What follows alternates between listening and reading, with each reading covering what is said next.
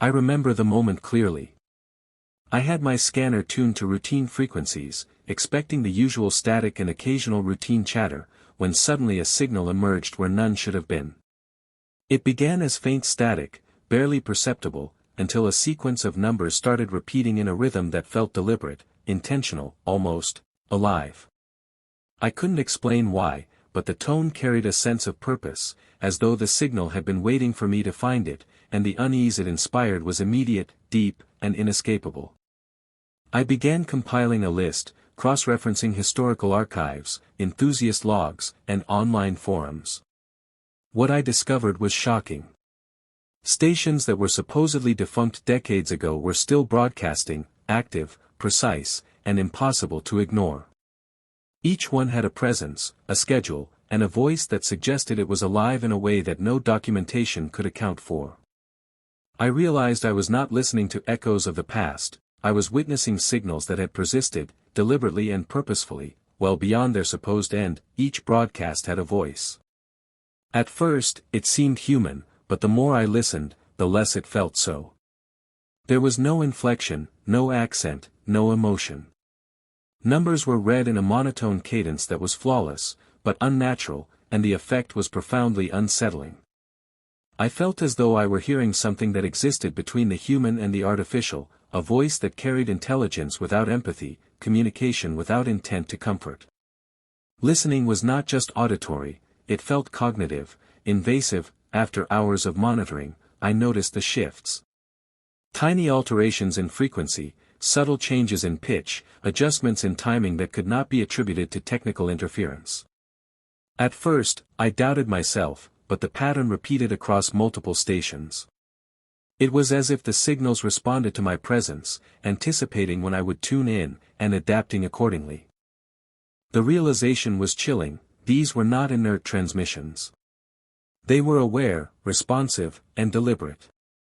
One night, I recorded 2 stations simultaneously, one in Eastern Europe and the other somewhere across the Pacific. The sequences were identical, precise down to the millisecond. I played the recordings back again and again, each time confirming the impossibility. There was no known technology that could synchronize broadcasts across such distances with this level of precision.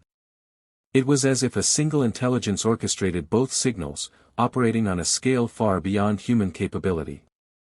I began mapping the pauses. They were brief, yet intentional, occurring with a consistency that was unnerving. At first, I assumed coincidence, but soon it became clear that the intervals themselves carried meaning, a hidden structure layered beneath the numbers. It was not randomness. Each pause had its place, its role, and the more I analyzed, the more I felt as though the broadcasts were speaking on a level I could not yet comprehend. Beneath the sequences, faint background noises began to emerge. Footsteps echoing in corridors that didn't exist, distant doors creaking, mechanical hums that could not be traced. Initially, I dismissed them as interference, but they repeated in multiple stations, in different continents, under circumstances that made no logical sense. The sound suggested environments that were both real and unreal, hinting at hidden layers of operation beyond the signals themselves. As I replayed the recordings, I noticed subtle differences. Pauses shifted, numbers altered minutely, background hums changed pitch. The differences were intentional and precise, not random. Listening became a disorienting experience, because the recording was no longer static. It adapted, responded, even remembered. The signal was mutable, alive in a way that defied understanding, and every playback was an interaction I had not agreed to. I tried to decode the numbers with every method I knew. Morse code, substitution ciphers, binary, prime sequences, all failed. The sequences didn't follow logic, mathematics, or human pattern. And yet, they were deliberate. They repeated, changed, and persisted.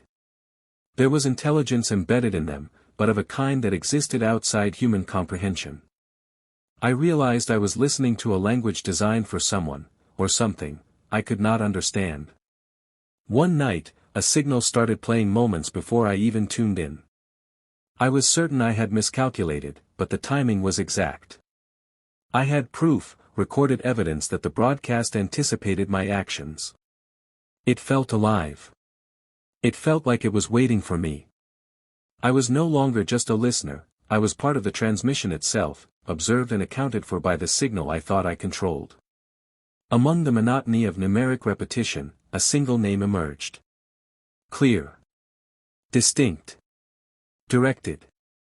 The voice paused for a fraction of a second, as if to ensure comprehension, then resumed with numbers. The effect was immediate, the broadcasts were no longer impersonal. The voice had recognized me, or someone. The sense of intrusion was profound. The numbers had become personal, and that personalization was terrifying. Another station introduced a backward count. At first it seemed like a simple experiment. But it never reached zero. It looped endlessly, creating a rhythm that was hypnotic and disorienting. Hours became meaningless as I followed the sequence, waiting for a resolution that never came.